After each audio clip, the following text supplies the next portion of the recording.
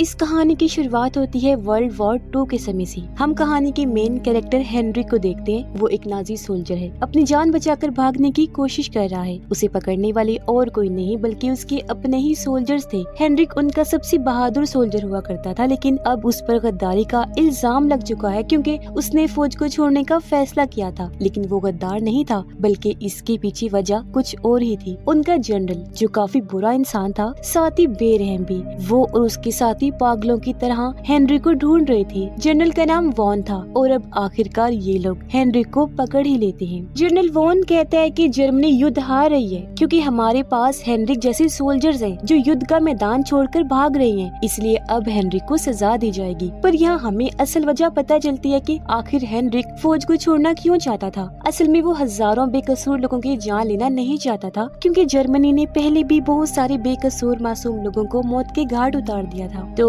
उससे बेहतर हेनरिक ने भागना बेहतर समझा। अब वॉन अपने असिस्टेंट को हुक्म देता है कि हेनरिक को फांसी पर चढ़ा दो। जब उसने ऐसा ही किया, वो उसे फांसी पर लटका देता है और ये लोग हेनरिक को मरने के लिए छोड़ देते हैं। हेनरिक की हालत काफी खराब हो जाती है और अपने आखिरी समय में उसे अपनी वाइफ और बेटी का ख्याल आता है। लेकिन इससे पहले उसकी मृत्यु होती, खुशकिस्मती से यहाँ एल्सा नाम की एक फाइटर लड़की आ जाती है और वो हेनरिक की रस्सी काट कर उसकी जान बचा लेती है। कुछ समय बाद जब हेनरिक को होश आई तो वो खुद को एक घर में पाता है। उसके साथ एल्सा और उसका भाई था जो हेनरिक की जान बचाकर उसे अपने घर ले आए थे और उन्होंने हेनरिक का इलाज भी कर दिया था। यहाँ हमें पता चलता है कि एल्सा का भाई काफी मासूम था, यानी दिमागी तौर पर वो काफी सीधा था। उधर वॉन काफी समय से एक फैमिली की तलाश कर रहा था जिस फैमिली का नाम लॉन्स्टिन फैमिली था और अब वॉन उनकी तलाश करते करते शहर में आ गया था। वो उस फैमिली के बारे में अपने एक ऑफिसर से पूछता है। ऑफिसर उसे बताता है कि लॉन्स्टिन परिवार के पूरे ही घर को किसी ने जला दिया है। लेकिन वॉन खंडर में भी छानबीन करने का फैसला करता है कि शायद कोई सुराग मिल जाए। इस बात से वो ऑफिसर काफी घबरा जाता है क्योंकि ये ऑफिसर और इसकी वाइफ सोजना इस घर के बारे में कुछ जानते थे और वो नहीं चाहते थे कि वॉन यहाँ पर अपनी तलाश करे। उधर हेनरिक एल्सा से पूछता है कि आखिर तुमने मेरी जान क्यों बचाई? तुम तो मुझे जानती भी नहीं हो। एल्सा कहती है कि नाजी फौजियों ने मेरे पिता को मार दिया था, जिस वजह से मैं नाजी फौज से हमेशा नफरत करती थी और आज मुझे अगर मौका मिला तो मैंने वो जाने नहीं दिया और एक इंसान को नाजी फौजियों से बचा लिया। उधर अगले दिन वॉन अपने लोगों को हुक्म देता है कि वो लॉन्स्टिन परिवार के घर को तोड़ना स्टार्ट करे क्योंकि वो असल में उस परिवार की सोने की ईंटें लेना चाहता था। अब हेनरिक एल्सा का शुक्रिया अदा करता है कि तुमने मेरी जान बचाई, जिसके बाद वो उसे अलविदा कहकर यहाँ से जाने लगता है। लेकिन एल्सा उसे रोककर मदद मांगने लगती है। इस पर हेनरिक कहता है कि मुझे जल्द से जल्द अपनी बेटी को ढूंढने के लिए निकलना है। असल में उसकी वाइफ और बेटी एक बॉम्ब धमाके का शिकार हो गई थी, जिसमें उसकी वाइफ की तो मृत्यु हो गई लेकिन उसकी बेटी बच गई थी। और अब इससे पहले हेनरिक यहाँ से निकलता,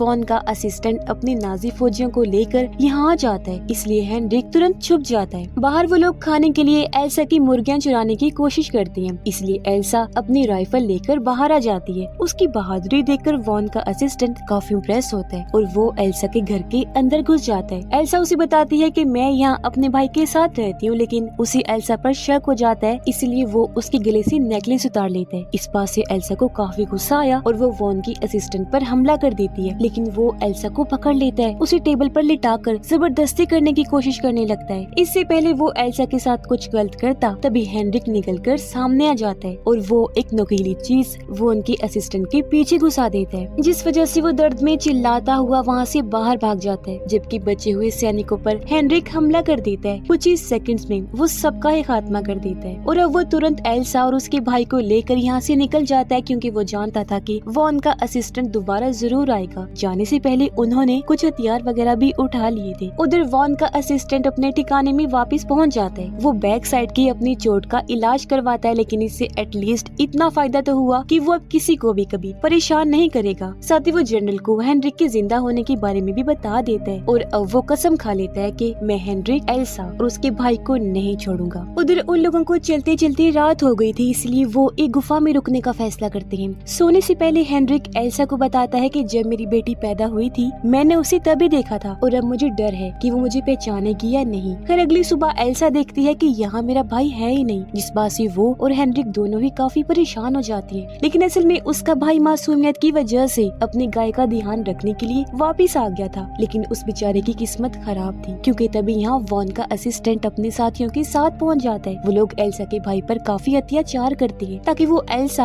और हेनरी के बारे में उन्हें बता दे। साथ ही यहाँ वॉन का असिस्टेंट उसकी गाय को भी बेरहमी से मार देता है जो उसे बहुत प्यारी थी और उनके पूरे घर को आग लगा देता है। अब नाजी सोल्जर्स जब एल्सा के भाई को ले जा रहे थे तो एल्सा दूर से ही ये चीज देख लेती है कि मेरा भाई नाजियों के शिकंजे में आ चुका है, जिस वजह से वो बहुत ज्यादा रोने लगती है। उधर वॉन ने लॉन्स्टन परिवार के पूरे घर की तलाशी ली लेकिन उसे सोना कहीं भी नहीं मिला, इसलिए वो अपने उसी ऑफिसर को बुलाकर पूछता है कि सोना कहाँ है, लेकिन ऑफिसर यहाँ ऐसी एक्टिंग करता है जैसे वो कुछ जानता ही ना हो। साथ ही अब वो ने सब लोगों में अपनी दहशत पैदा करने के लिए फैसला किया था कि वो एल्सा के भाई को चौराहे पर फांसी लगाकर मारेगा। हेनरिक और एल्सा भी शहर आ गए थे। एक जगह पर ये काफी भीड़ देखते हैं क्योंकि वॉन एल्सा के भाई को फांसी पर लटकाने की तैयारी कर रहा था। वो सब चर्च के सामने खड़े थे और तभी चर्च के अंदर से फादर निकलकर बाहर आते हैं और वो इन्हें मना करने लगते हैं कि इसे फांसी पर मत लटकाओ, जिस बात से वॉन को काफी गुस्सा आता है और वो अपने असिस्टेंट को कहता है कि जाओ और इस फादर को सबक सिखाओ। इस पर वॉन का असिस्टेंट जाकर उसे मारने लगता है। एल्सा अपने भाई को बचाने के लिए सामने जाने का फैसला करती है लेकिन हेनरिक जैसे तैसे उसे रोक लेता है और ये दोनों एक लेडी से मदद मांगने जाते हैं जो असल में एक डॉक्टर थी। उधर फौजी एल्सा के भाई को चर्च के सबसे ऊपर वाले हिस्से में ले आते हैं जहाँ उसे मौत के घाट उतारा जाना था, लेकिन वो दोनों फौजी उसे पागल पागल कहकर चिढ़ाने लगते हैं, जिस बात से एल्सा के भाई को गुस्सा आ जाता है और वो एक फौजी को धक्का मारकर नीचे गिरा देता है जबकि दूसरे की गन छीनकर उसे शूट करके मार देता है। इसी बीच मौके का फायदा उठाकर हेनरिक और एल्सा भी चर्च के अंदर घुस जाते हैं। वो ऊपर जाने लगे ताकि एल्सा के भाई को बचा ले, जबकि उधर एल्सा का भाई आपे से बाहर हो गया था। वो अंधाधुंध लोगों पर गोलियां बरसाने लगता है लेकिन वॉन उस पर निशाना सेट करके उसके सर में शूट करके उसे मार देते हैं। इतनी ही देर में यहाँ एल्सा और हेनरिक भी पहुँच जाते हैं। अपने भाई की लाश को देखकर एल्सा काफी टूट जाती है लेकिन ये समय रोने का नहीं भागने का था, वरना वॉन इन्हें ढूंढकर मार देगा, इसलिए ये लोग यहाँ से भागने लगते हैं। बाहर वॉन शहर के लोगों को धमकाने लगता है, कहता है कि अगर तुम लोगों ने मुझे सोने के बारे में नहीं बताया तो मैं तुम सबको मार डालूंगा। अब अचानक एल्सा बाहर आई, वॉन पर गोलियां चलाते हुए वो उसकी तरफ बढ़ने लगती है। एक भी गोली वॉन को नहीं लगी, यानी कि एल्सा के सारे निशाने चूक गए थे, लेकिन यहाँ वॉन ने पलटकर उसे शूट नहीं किया क्योंकि वो अब एल्सा को प्यार करने लगा था। अब वॉन का असिस्टेंट और बाकी फौजी हेनरिक के पीछे पड़े हुए थे, लेकिन वो ये नहीं जानते थे कि उसके पास बॉम्ब है। और जब हेनरिक चारों ओर से घिर गया तो वो चालाकी से सबको एक जगह पर लेकर आता है, फिर वहाँ बॉम्ब फेंककर बाहर भाग जाता है, लेकिन बाहर भी बहुत सारे सैनिक थे जो हेनरिक को पकड़ लेते हैं। अब इनको तो हेनरिक मारकर जैसे तैसे बच जाता है, लेकिन तभी वॉन का असिस्टेंट आकर उस पर हमला कर देता है। वो हेनरिक को गले से पकड़ लेता है, पर तभी यहाँ एक अमेरिकन प्लेन आकर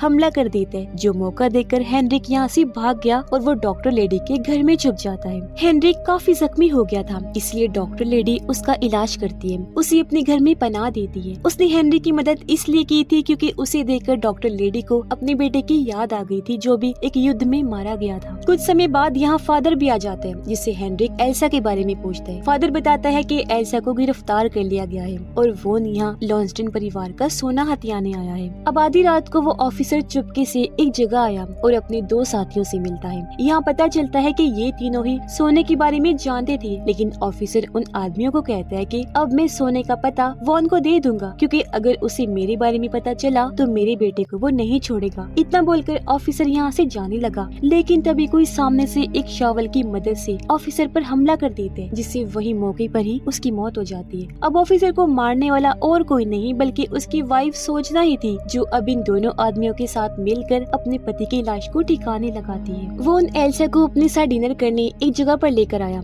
वो बताता है कि तुम्हारी शक्ल बिल्कुल मेरी पुरानी गर्लफ्रेंड जैसी है, लेकिन वो यहूदी थी इसलिए मैंने उसे मार दिया और उसकी दी हुई अंगूठी अपनी आंख में फिट करवा ली। अब उस अंगूठी को वॉन खुद ही अपने हाथों से निकाल कर एल्सा के सामने घुटनों के बल बैठ गया और उससे अपने प्यार का इजहार करते हैं। फादर और डॉक्टर लेडी हेनरिक को लॉन्स्टन परिवार के बारे में बता रहे होते हैं कि हिटलर ने सभी यहूदियों को मार डालने का हुक्म दिया था, हालांकि आज तक उन लोगों ने किसी को कोई नुकसान भी नहीं पहुंचाया था, वो बेकसूर थे। साथ ही लॉन्स्टन परिवार को भी मार दिया गया। उनके मरते ही सोचना और उसके हस्बैंड के हाथ लॉन्स्टन परिवार के सोने की ईंटें लग जाती हैं, जिसे उन लोगों ने एक कब्र में छुपा दिया था और आज वो सोना ही सोचना उस कब्र से निकालने वाली थी, लेकिन जब उसने कब्र खोदी तो वहाँ सोना नहीं था बल्कि एक बाइबल पड़ी थी। फादर कहते हैं क्योंकि वो सारा सोना वहाँ से निकाल कर मैंने चर्च में छुपा दिया है। ये सुनकर हेनरी कहता है कि प्लीज आप वो सोना वो उनको दे दीजिए ताकि मैं एल्सा की जान बचा सकूं। और वो वोन जब सो जाता है तो एल्सा यहाँ से भागने का प्लान बनाती है, लेकिन तभी उसकी नजर वो उनकी अजीब सी अंगूठी पर गई। उसने जब चेक किया तो उसके अंदर एक अजीब तरह की गोली थी।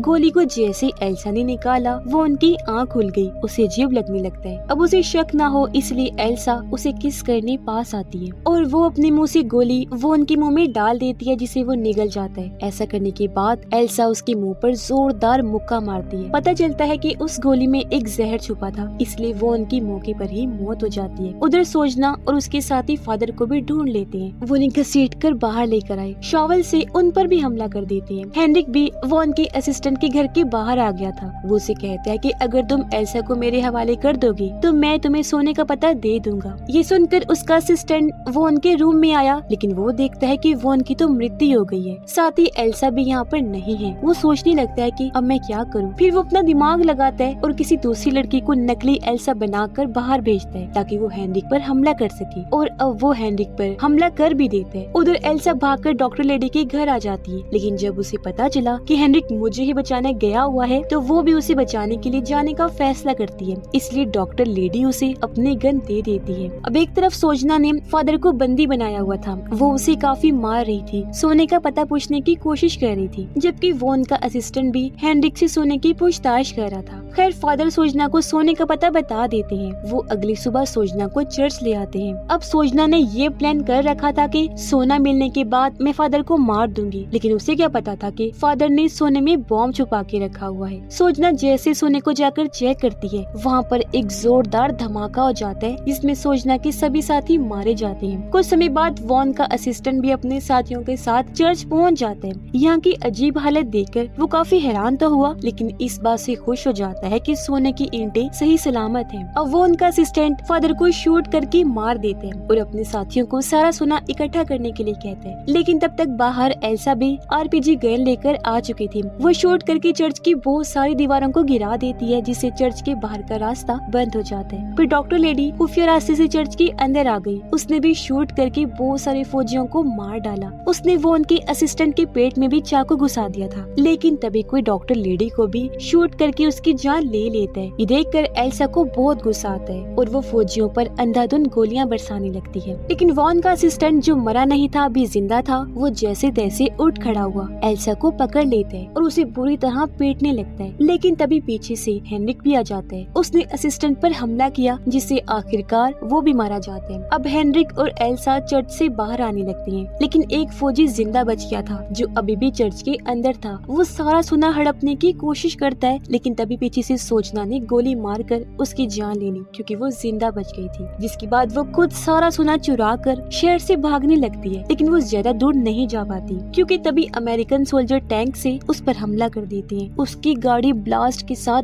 पूरी तरह पलट जाती है, जिससे उसके चीथड़े उड़ जाते हैं। इसके बाद हम देखते हैं कि हेनरिक एल्सा के साथ अपनी बेटी के पास पहुंच जाते हैं। बच्ची ने उसे पहचान लिया था। अब इतने सालों बाद एक दूसरे से मिल रहे थे, इसलिए काफी इमोशनल हो जाते हैं, बहुत खुश भी थे। और अब हेनरिक हमेशा अपनी बेटी के साथ रहने का वादा करते हैं। अब से हेनरिक, एल्सा और उसकी बेटी एक दूसरे का परिवार थे, और जिन लोगों ने लालच किया उनका अंजाम बहुत बुरा हुआ। यानी सब कोई अपनी जान से हाथ धोना पड़ा, लेकिन अंत में उनके हाथ कुछ न लगा। और इसी के साथ ये कहानी इधर ही खत्म हो जाती है। उम्मीद करते हैं कि ये स्टोरी आपको पसंद आई होगी।